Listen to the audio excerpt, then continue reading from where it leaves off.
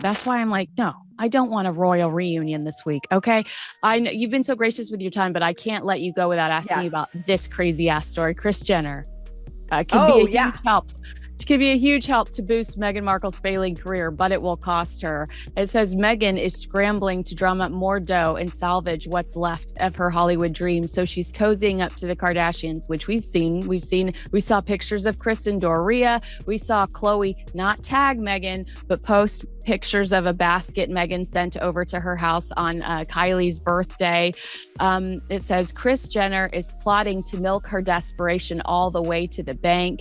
She's happy to throw a life preserver to the former Deal or No Deal briefcase girl, but she wants a ton of favors in return. The business whiz aims to use Meghan as a publicity puppet to promote her daughter's products and enlist her for a ratings-grabbing appearance on her reality show. So basically, long story short, the source says Meghan is going to Kris asking for advice, saying, can you help? I'm on life. My brand's on life support. Sorry to agree with us, disagree with us. Let us know in the comments below. Make sure you like, subscribe, and share this video with a friend. Wait, before you go, odds over under that Prince Harry actually sees King Charles this week. I never really understood bookmaking, betting. Oh, I had no idea what I meant when I said that like, either. Like, I'm going to say he does not have a meeting. What do you think? no way in Hades, I think. I don't think there's any way. It would Sorry. have happened by now, I think. I think it would have happened. We're on day 2. Yeah. Sorry, not sorry. On Sunday, watch the nerve. You can listen on Sunday. Kinsey is one of our special. We've got three and a half panelists. Okay. And including yours truly, that's 4.5.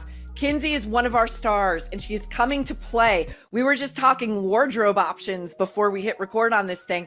It's going to be so much fun, and we are giving awards to people the Academy has otherwise ignored.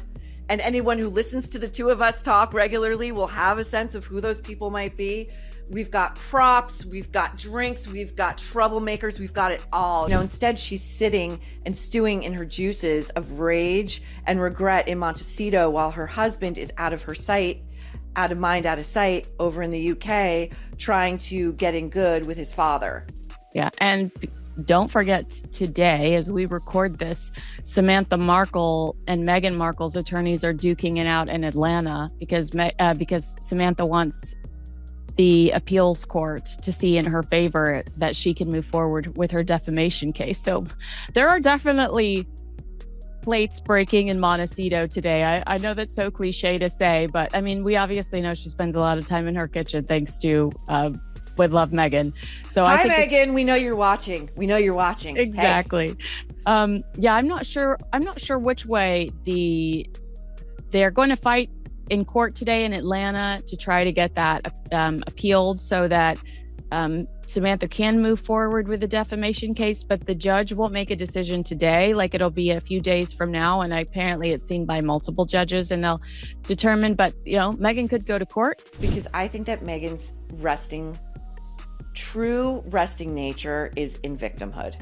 Yeah. It's in, you either have to valorize her, and no amount of compliments are enough, because like you can pay homage, you can kiss the ring, but you also have to acknowledge her victimhood. Yeah.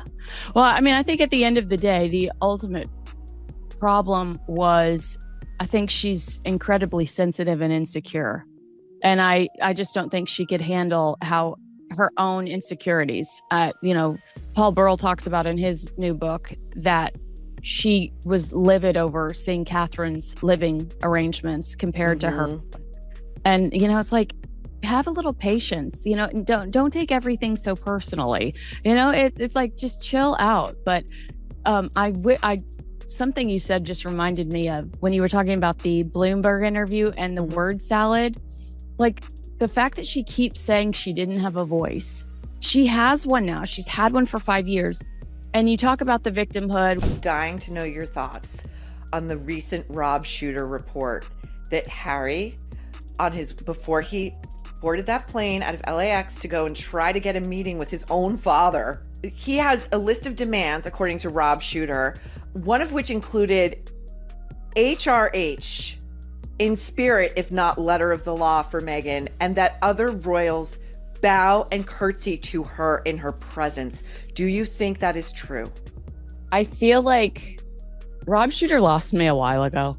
Really? But really? of the list of demands, that was the only one I couldn't dismiss. Like the first list was that he wanted the king to pay for his security, to which I would say the government already does. 9 out of 10 times, Prince Harry gives Ravik a heads up and says, here's when I'm coming. He is better off away from the chaos. All right, so there was a fun piece in the LA Times. Meghan Markle should go back to acting instead of making with love Meghan. And this was kind of like a rare swipe from the industry. And I say rare because usually the hostile media is coming from the UK. And also, With Love season 2 kind of came and went, and no one cared. Like, I mean, I'm sure you felt the same way, where it was just kind of like, blink and you'll miss it. Didn't make the top 10. So it says, here's a surprise. Season 2 with Love Meghan did not crack Netflix's top 10 after its premiere last week. I admit to being part of the problem. And blah, blah. This is a fun piece. Go look it up if you want to. I'm not going to read it all here because we have Maureen Callahan, who's much more entertaining. I take no pleasure in hating With Love Meghan. Markle is a local gal who inarguably got a very bum deal in her early married life, and I honestly want her to succeed, but maybe she would be better off returning to her previous profession, acting. And then she lists off some things Meghan could do, like Bridgerton. It's what all of us are talking about. I mean, just give the bare minimum answer. No, that is insane. And then she denies getting political. She's like, well, I haven't been getting political since blah, blah, blah. It's like, no, it wasn't the last election, but the election before. She literally sat on the Time 100 show on ABC and through, some choreographed verbiage, told everybody to vote for Joe Biden. Do you remember that? It's like, actually, you are still getting political, girl. Remember when she and Harry released, it was during COVID, so everybody's in lockdown in their small homes, and these two are in their, garden the size of Central Park doing a video. And in the video, Meghan's telling us how important it is to vote. And how important it is to use our voices and our America fought a war against your husband's country for the right to vote. I think we know. We got it. Also, we got that memo. For her to say she hasn't gotten political, Meghan Markle urged to learn from Carolyn Bessette Kennedy's press struggles. You've covered this JFK documentary from CNN on your show at great length. I'm almost offended by God, you and I love Tina Brown, but I'm almost offended by Tina Brown comparing the two within this documentary. Did you have the same thought when you saw that moment when you were watching? And do you have any reaction to anybody trying to compare Carolyn Bessette Kennedy to Meghan Markle? And also, give me your thoughts on Carolyn before we go there, so that I have a better, if you say, yeah, they are similar, is it because you don't like Carolyn, or is it, do you know what I mean? I know what you're saying. Yeah. I think, I wrote about Carolyn a lot in Ask Not, and I spoke to friends of hers who have never spoken before. And based on that, why does Emily not push back? If you're not prepared to talk to this person, and if you're going to ask them specific questions, be prepared to know the backstory behind them so that you can challenge that person and say, oh, that's interesting, because I remember when you did the voting event, the digital voting event with Kamala and Michelle Obama and Hillary, but no pushback ever, no pushback whatsoever. It's just, I can't watch those. You and I are paid to do it for work, but I cannot watch those interviews as a consumer. And why does a boss in a newsroom not go, this is garbage? I couldn't agree with you more. I mean, what was really uncomfortable, if I didn't have to watch that thing, I would have tapped out 5 minutes in at most. Emily sits there, and the desperation coming off of Emily for Meghan to like her is embarrassing. It is embarrassing. And Meghan starts insulting Emily, who's lobbing softball after softball. Meghan was calling them as she exited the yoga studio in Toronto. And I would bet cash money that she's called them since she's moved to the United States post-royal life. I mean, Kinsey, really, how many paparazzi are rolling around the streets of Montecito? I'm going to guess it's a lot like out where I am on the east end of Long Island. The paparazzi don't come out here. It's just not the done thing. If you are a Jennifer Lopez getting photographed by paparazzi on Main Street in East Hampton, and then yelling at them for it, is because you called them and told them where you were, at what time, so that you could yell at them and do this big performance. And I think that's when we see Meghan, my favorite Meghan, rolling around town in her $1,200 camel wool Max Mara wool cashmere blend coat, ankle sweep. It sweeps the floor because she's so short. In the dead of spring or summer, she's reading a book about women fighting for the right to vote. What book? Like, that sounds so boring. It's so boring. It's nothing you voluntarily read in your free time, unless you're somebody. You know who else comes off as super inauthentic on the stage, and she has since taken a step back. But Chelsea Clinton used to be like this. Oh, Chelsea Clinton, just the ultimate. Not like a replicant, like a Blade Runner replicant, formed in a lab by two career politicians. You know, she used to go on The View. She would co-write these books with her mother. She's another professional child, and she'd be asked to question anything, a softball, you know, and she'd be like, well, on the one hand this, and on the other hand that, you know, and you're just like, I'm bored out of my effing mind. Say something interesting, say something provocative, say you're reading something interesting, say you've read an interesting article. You know, Meghan, you may not have time to read books because you've got 80 crew members in your rented kitchen trying to assemble a show that is unwatchable, but you must have time in your downtime to pick up your phone and read an interesting article. It's the kind of royal tension you can almost feel in the air, even across just 8 miles of countryside. Prince Harry, unannounced, uninvited, and perhaps unwanted, showed up at Windsor Castle, paying his respects to the late Queen. But what made headlines wasn't just the visit, it was the stunning proximity. Just 8 miles away, Prince William and Catherine were quietly going about their day, honoring the Queen in their own way. No meeting, no photo op, no family reunion. Just 2 paths that almost crossed, and deliberately didn't. For royal watchers, this wasn't just another royal what if. It was a political minefield wrapped in personal grief, a chessboard move disguised as a tribute. One brother remembered the Queen with a televised charity visit. The other crept in, like a ghost from the past, slipping through guarded gates without fanfare, yet somehow still managing to make global headlines. The cold fact? The Prince and Princess of Wales weren't just nearby. They were doing school drop-off, official engagements, and appearances within minutes of where Harry stood at his grandmother's final resting place. It was a haunting contrast. One side of the family, fulfilling royal duty in public, the other slipping in for a private moment while making sure the world knew about it. Was this coordinated? Coincidence? Or something much colder? Kinsey Schofield and Rupert Bell didn't hold back. According to their sources, there were no plans, no communications, and, despite the headlines, no royal reunion. William had stacked his schedule from top to bottom. Catherine, originally not expected at Sunnydale, showed up anyway. And Harry? He either gave no warning or dropped in with the kind of 11th hour call that throws palace security into a panic. This wasn't just a missed encounter. It felt like a message, because no matter how close the miles, emotionally, these brothers were still galaxies apart. But how did Harry manage to slip in unnoticed? And why does this visit feel less like grief and more like a perfectly timed photo op? That's where things get even stranger. There's a reason they're calling it the shadow visit. Prince Harry's return to Windsor wasn't announced, wasn't photographed, at least not in the usual way. And yet, everyone knew. The timing, the location, the whispers. It was all too perfect. This wasn't just a grieving grandson visiting his grandmother's grave. This was a calculated re-entry. Quiet on the surface, but deafening in its implications. Harry showed up at St. George's Chapel on the 3rd anniversary of Queen Elizabeth's death, alone. No entourage, no Meghan, no Netflix crew. Or so it seemed. Yet within hours, the story had spread. Social media erupted,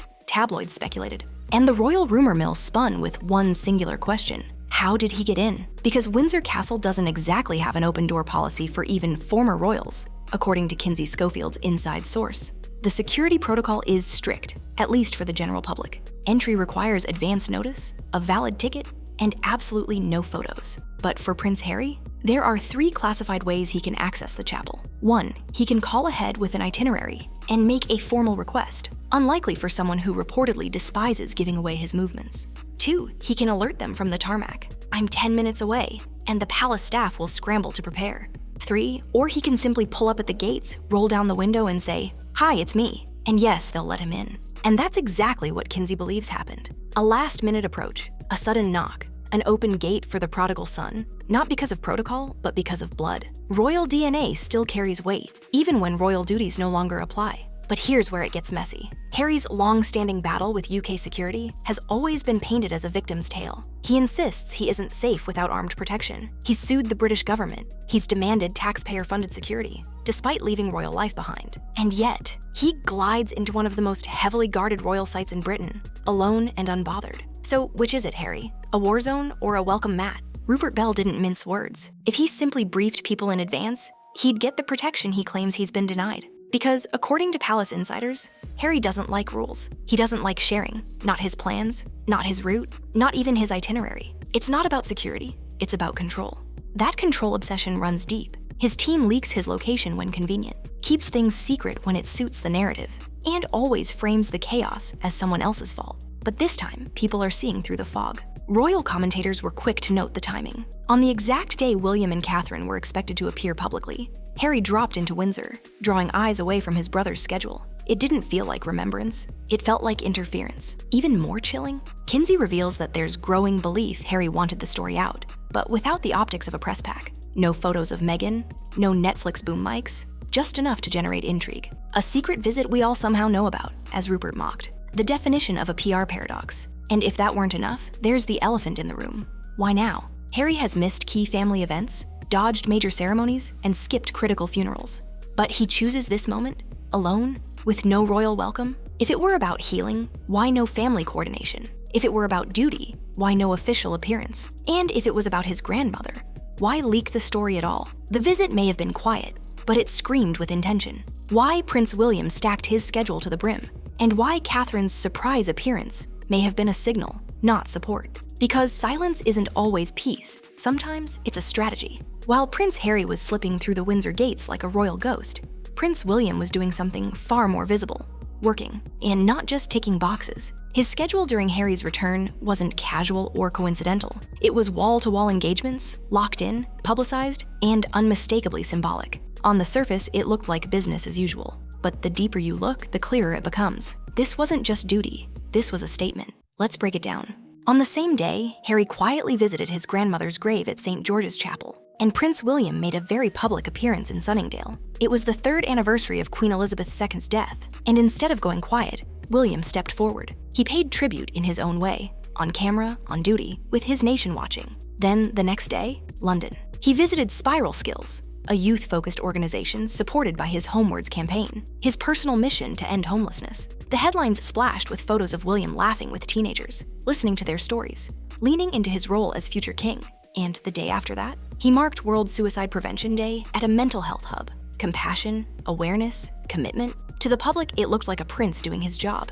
To the palace insiders, it was something more calculated. A visual rebuttal to the Harry drama unfolding in the shadows. Because when one brother goes rogue, the other goes regimented. And then there's Catherine. She wasn't even supposed to appear at Sunningdale. Initially, her name was nowhere on the schedule. But there she was, graceful, poised, supportive, not just representing the monarchy, but representing the unity Harry once shattered. Her presence wasn't just about honoring the Queen. It was about standing beside William on what could have been an emotionally fraught day. Kinsey Schofield said it best. I felt like she wanted to be there to support him. That's the kind of symbolism you don't need to say out loud. Because here's the truth. William will never say at a press conference, Harry is not welcome. Not in meetings, not in strategy, not in scheduling, and not on days when the rest of the family is honoring a monarch he hurt, arguably beyond repair. The optics here are brutal. While William leads youth programs and suicide prevention initiatives, Harry's narrative spins around secret visits, vague demands, and ghost-written grievances. It's the ultimate contrast. One brother is future-facing,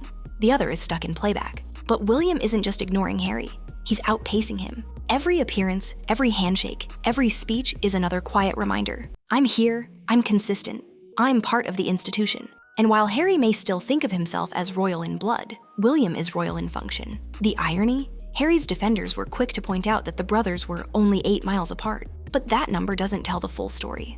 Because emotionally, politically, and publicly, they might as well be on different planets. And here's the most subtle move of all. William hasn't said a word, not a single comment on Harry's arrival. No back-channel briefing, no sidebar quote, just pure silence. Because sometimes silence isn't passive, it's strategic. It denies Harry the oxygen he wants. It keeps control firmly in the palace's hands. So while Harry may have rolled up to Windsor asking for 10 minutes of quiet, William's schedule shouted the truth. He's too busy rebuilding a monarchy to be pulled into another emotional detour. But Harry's visit wasn't the only thing raising eyebrows. The next flashpoint? A resurfaced rumor about Meghan, a palace apartment, and a royal demand that may have gone way too far. It's the power play no one expected, but everyone's talking about. Just when it seemed the royal drama had reached peak exhaustion, a new behind-the-scenes revelation reignited the most vicious rivalry of all, Meghan Markle versus Princess Catherine. And this time, it wasn't about flowers, bridesmaids, or pantyhose. It was about something far more symbolic and far more personal. According to fresh excerpts from Paul Burrell's upcoming book,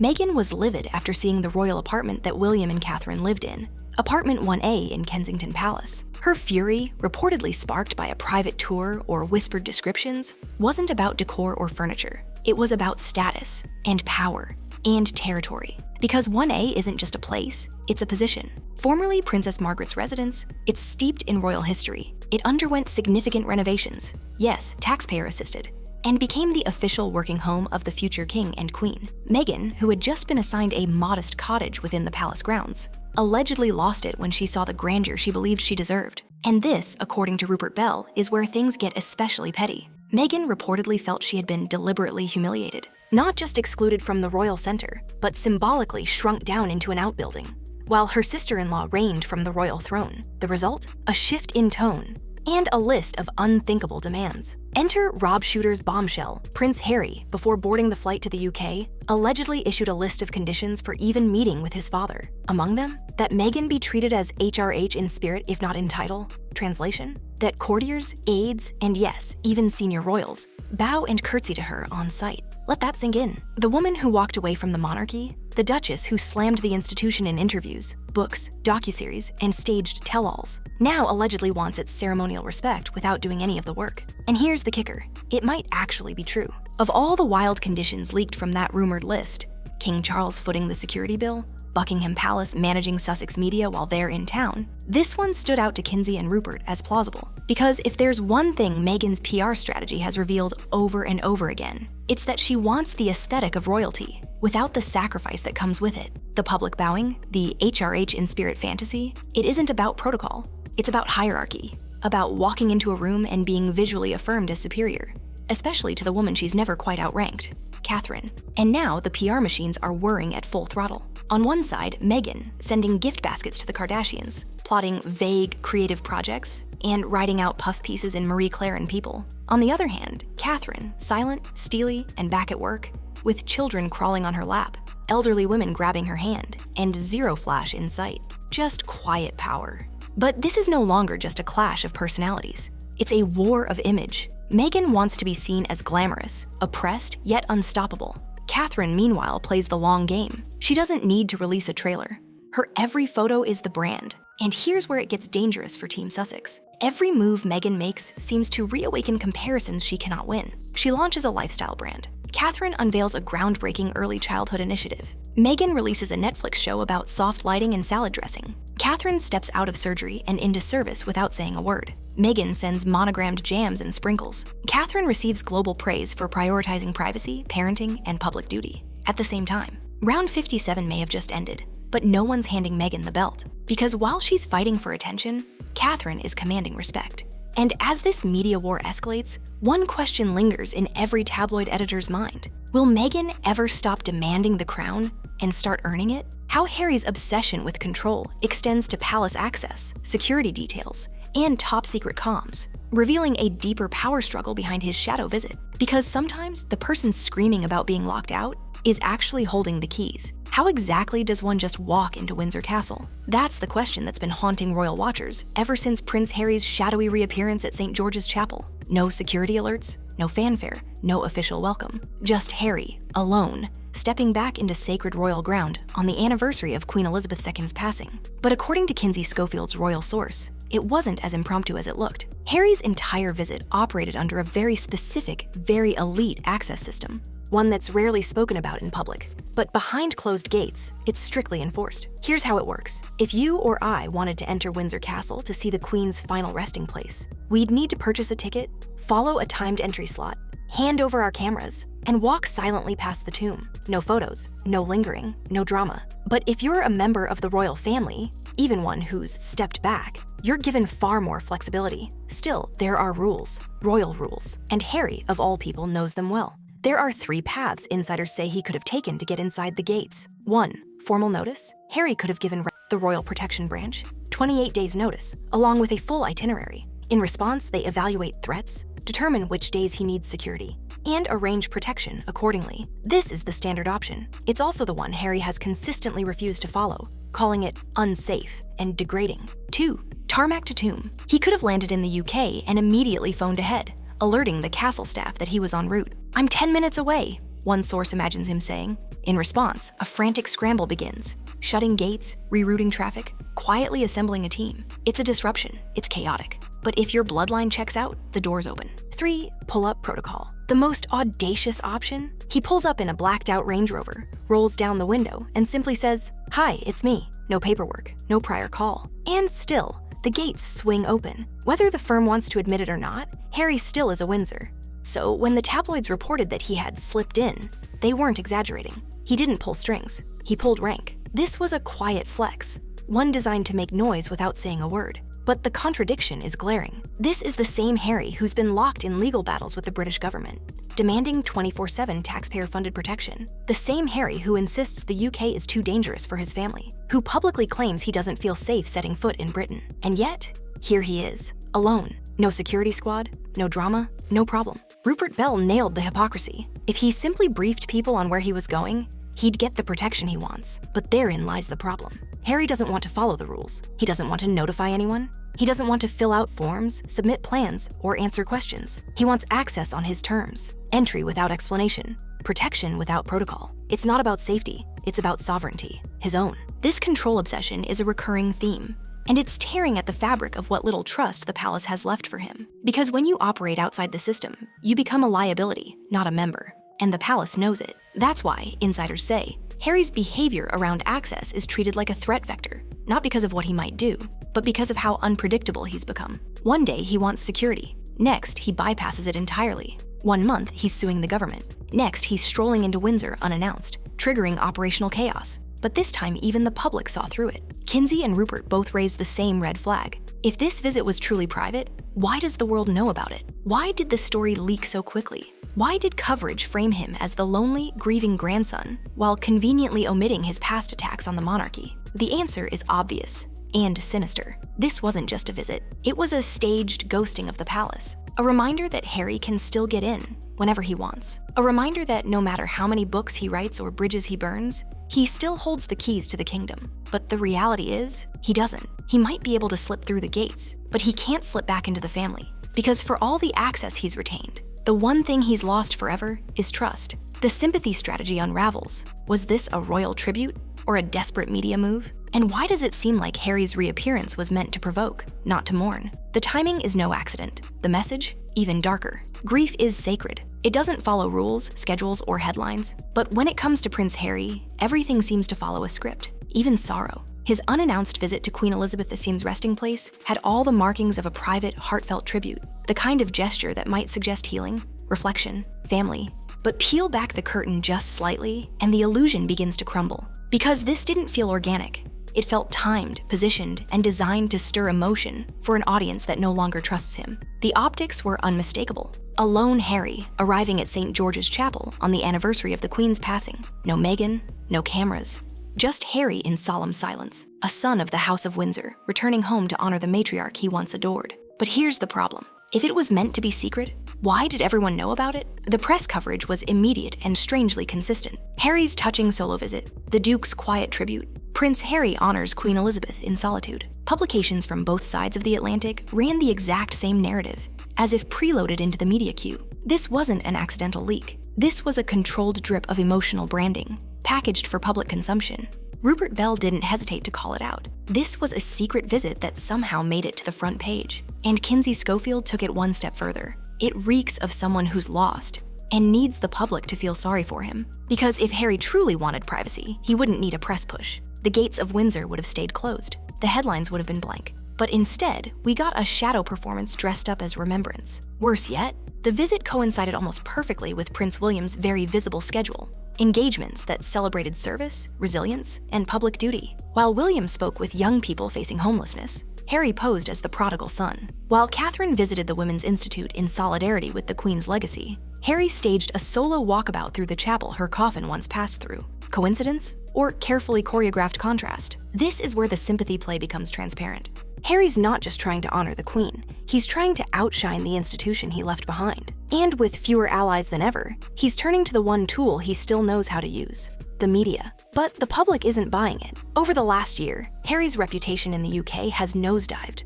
Once seen as the cheeky, charming, slightly rebellious prince, he's now portrayed as a bitter, self-exiled critic of the very system that raised him. His lawsuits, his Netflix grievances, his memoir, each step further alienated him from the British public, especially those who adored the Queen. So this visit wasn't just a tribute, it was a brand reset. One insider described it as Harry trying to reconnect with the UK, but the attempt feels hollow. His former patrons have largely severed ties. Beloved causes he once championed now quietly distance themselves. Only a handful remain: Wellchild, Scotty's Little Soldiers, and the Invictus Games. The rest, gone. Even Heart of Invictus, a heartfelt documentary that should have been a slam dunk, was met with silence. Reviews praised the veterans, not the Duke. And when the Netflix numbers came in, they were underwhelming. No trending glory, no cultural impact. Just another Sussex project quietly fading into the algorithm. So why return now? Some say it's about reclaiming purpose. Harry misses the UK. He feels adrift in Montecito,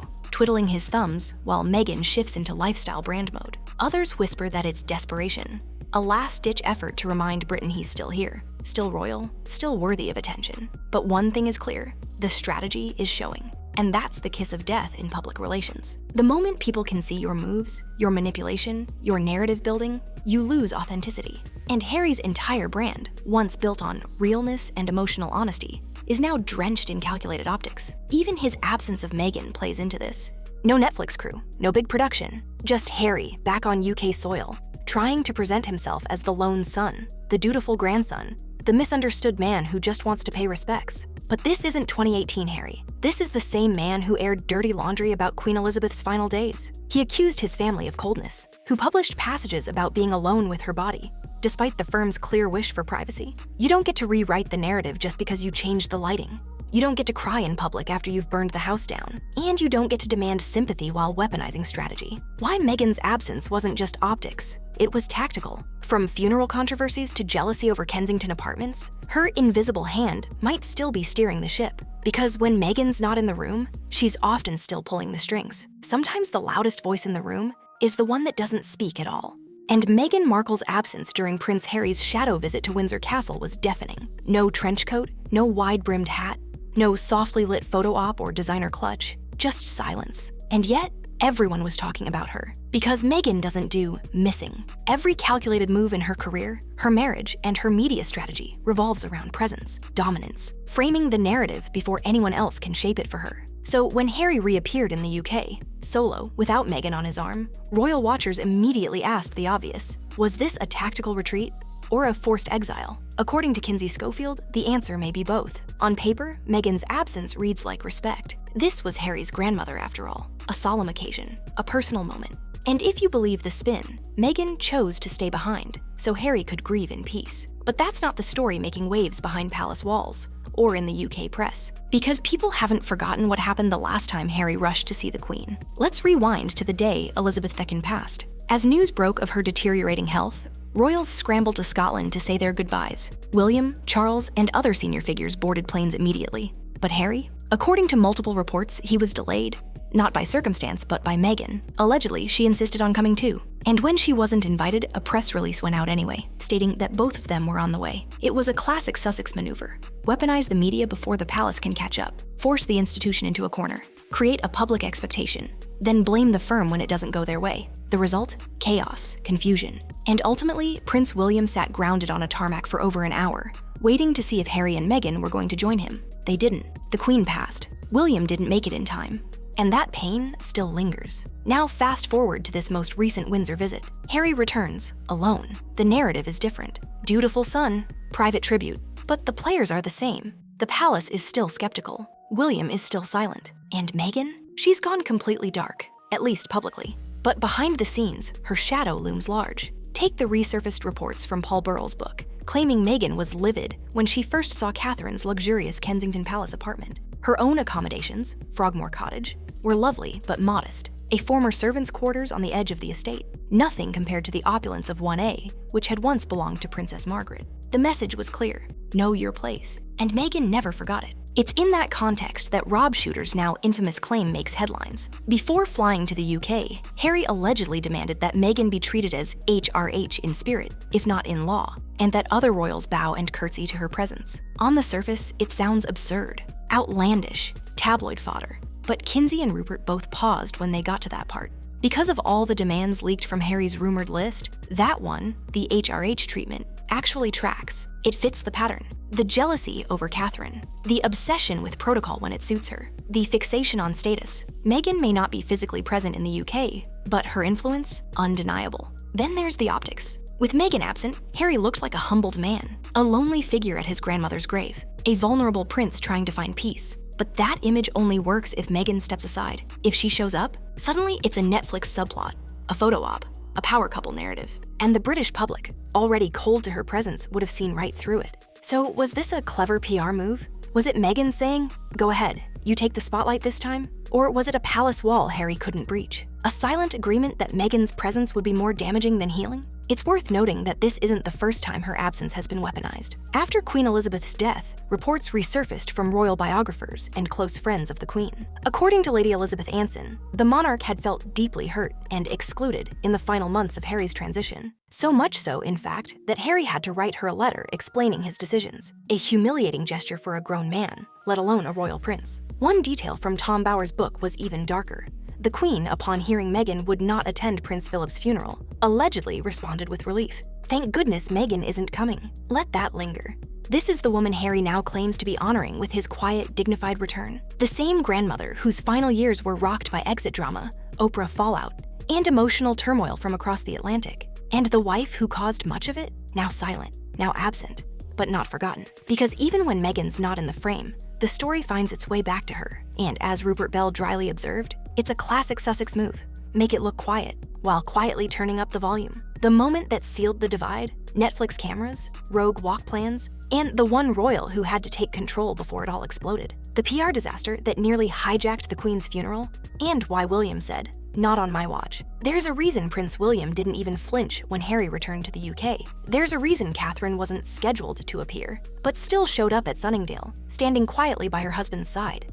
And there's a reason King Charles spent the Queen's death anniversary 500 miles away in Balmoral, far removed from the spectacle. The reason is simple: they don't trust Harry, not anymore. And if you're wondering how that trust died, look no further than the Windsor walk that almost didn't happen, and the Netflix camera crew that made sure it did. Let's go back to the immediate aftermath of Queen Elizabeth II's death. In a moment that stunned the world, the Fab Four, William, Catherine, Harry, and Meghan, walked side by side outside Windsor Castle, greeting mourners, reading letters, and inspecting floral tributes left by the public. It was emotional, poignant, almost redemptive. The world paused and said, maybe there's still hope. But behind that walk was chaos and a near PR disaster of epic proportions. According to multiple sources, Harry and Meghan had planned their own rogue walkabout. No coordination with William, no consultation with the palace. Just a Sussex-powered, camera-ready moment designed to showcase compassion and unity on their terms with their narrative. And the worst part?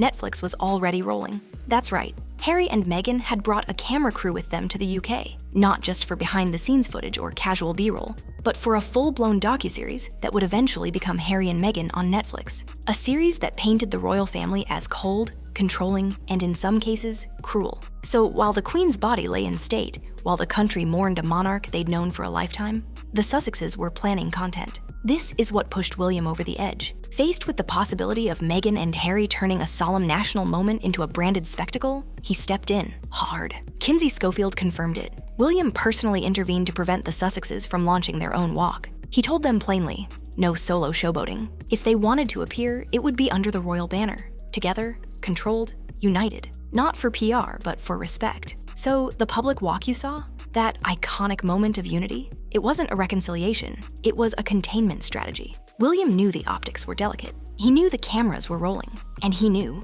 Without intervention, Harry and Meghan would spin it into a scene for their truth-telling narrative. Because here's what no one said on camera. The royal family didn't trust what Harry would do with the footage, and they were right. In the Netflix docuseries that followed, the walk was shown in carefully edited clips. No acknowledgement of the chaos that preceded it. No explanation of the behind-the-scenes fight to keep it dignified. Just glowing music, hand-holding, and teary eyes, all choreographed for emotional impact. Meanwhile, the palace kept quiet. William didn't leak his frustration. Catherine didn't publicly correct the record. Because that's the difference between the brothers now. One side manages legacy, the other manages headlines. And that's exactly why William won't risk another moment like that again. Fast forward to today. Harry returns to Windsor. He visits the Queen's grave. No Netflix cameras in sight, but the press knew he was there. Photos appeared. Narratives were shaped. Sympathy was stirred. It's the same playbook, just with the volume turned down. But William hasn't forgotten. Neither has Charles. Because when you've seen someone exploit grief once, you don't give them the benefit of the doubt the second time. And the irony? Meghan and Harry keep claiming the palace used them so that they were sacrificed for headlines. But the only cameras rolling during the Queen's funeral were theirs. This is the core of the palace's silent war with Harry. He doesn't play by the rules. He makes his own, and then punishes everyone when they don't follow suit. And the trust? It's not just broken, it's strategically buried. From secret microphones to whispered fears that private conversations could end up in another docuseries or memoir, the family has gone into lockdown around Harry. Even his seating placement at official events now reflects it. Distant, separate, cold. Well, it's not out of cruelty, it's out of caution. And it's why William no longer even entertains the idea of clearing the air. Because the last time he gave Harry a seat at the table, it ended up in spare. The bigger strategy behind Harry's UK return, timed just as the Invictus Games approach, is this a calculated effort to force relevance, or a final attempt to reclaim the spotlight? When sympathy fails, distraction becomes the new currency. It's been nearly 4 years since Meghan Markle left the UK. 4 years since she stepped away from palace balconies and state dinners, and leaned hard into the Californian dream. Yoga at sunrise, rescue chickens, and manifesting your truth beneath the lemon trees. But lately, that dream is starting to crack. And behind the soft filters and curated Instagram-worthy moments, something darker is surfacing. Meghan's brand is collapsing.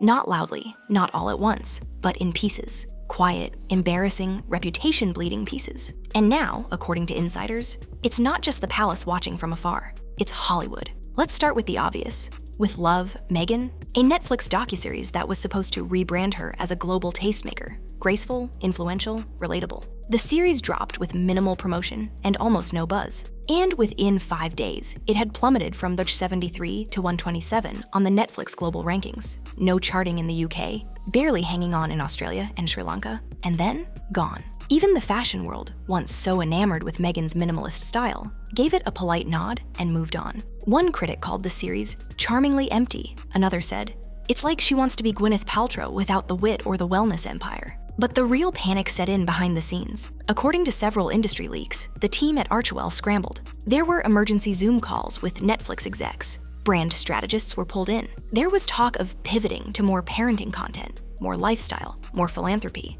But the metrics told the truth. Audiences weren't watching. And worse, they weren't even hate watching. And that's when Meghan did something desperate. She pivoted to the kids. Sources close to the Montecito camp say there was serious internal discussion about featuring Archie and Lilibet in upcoming projects, either through voiceovers, blurred footage, or storybook-style narration. The goal? Humanize the brand, soften the optics, reclaim likability. But even this idea sent shockwaves through their own circles. After years of railing against royal intrusion, after lawsuits and teary interviews about privacy, how could Meghan now turn to the same strategy she once condemned? That's when the leaks started. Paparazzi were suddenly accidentally tipped off outside children's events in Montecito. Speculation swirled about a children's book sequel. There were staged school drop-off rumors, complete with overly detailed insider quotes. One UK tabloid even ran a headline suggesting that little Archie has his mother's sparkle. It was transparent. It was hollow. And worst of all, it didn't work. Because the public has begun to see through the pattern. Every time Meghan loses control of the narrative, when a Netflix project flops, or Spotify axes a deal, or headlines go cold, she reaches for the same toolkit: leaked photos, carefully worded insider interviews, and staged pap shots with no comment from reps. It's a cycle, and it's breaking down. Even her Spotify fallout revealed the cracks. The Archetypes podcast, once pitched as a bold feminist manifesto, fizzled into a one-season blip. No second deal, no award traction, Just a now infamous quote from a Spotify exec calling the Sussexes grifters, a word that stuck like glue. In the aftermath, Meghan's PR machine went into overdrive. Reports of new contracts in the works, a rebranding push as a wellness innovator, even whispers of her joining Goop or launching a cosmetics line. But none of it landed. Because at the heart of Meghan's problem is this: she keeps trying to build a brand on emotion, without ever showing any real vulnerability. The Oprah interview, scripted, the documentaries, overproduced, the speeches, buzzword heavy and audience light. And now, without a working royal title, without the public goodwill of the Queen, and with Harry slowly spiraling into isolation, she's running out of moves. Even her own Hollywood contacts, many of whom initially supported her, have gone quiet. Industry insiders now say she's difficult, overcalculated, and worst of all, not bankable. The deals aren't flowing, the invites are slowing down, the public appearances are strategically absent. Meghan, once on the brink of becoming America's princess, now finds herself trapped in a Montecito mansion, with a brand no one knows how to save. And yet, every once in a while, she'll surface again. A softly lit Instagram story, a leak to People magazine. A new project is in development, but each time it lands with less impact. Because authenticity isn't something you can pitch, it's something you earn. The royal family's final line in the sand, and the question now haunting both camps. If Meghan and Harry burn all bridges, what's left to stand on? Forgiveness may be off the table, but consequences? They've already begun. Prince Harry walked 8 miles in silence. No entourage, no royal motorcade, no Meghan by his side. Just a slow, solitary procession to his grandmother's resting place, framed by roses and watched from a distance by a country still unsure what to make of him. The images were powerful, quiet, almost moving. But the question echoes louder than the tribute. Was this a royal return, or just another PR mirage? Because beneath the surface of this so-called private visit was a swirl of leaks, silent demands, and strategic silence. Harry's team had already briefed select media. Photographers just happened to be in position. The press was fed just enough to suggest reconciliation, but not enough to confirm a single fact. No photo with William, no handshake with Charles, no official palace acknowledgement, not even a vague quote from Clarence House. And yet, we were all meant to believe something had shifted. But the palace didn't blink, and neither did the public. Why? Because they've seen this movie before.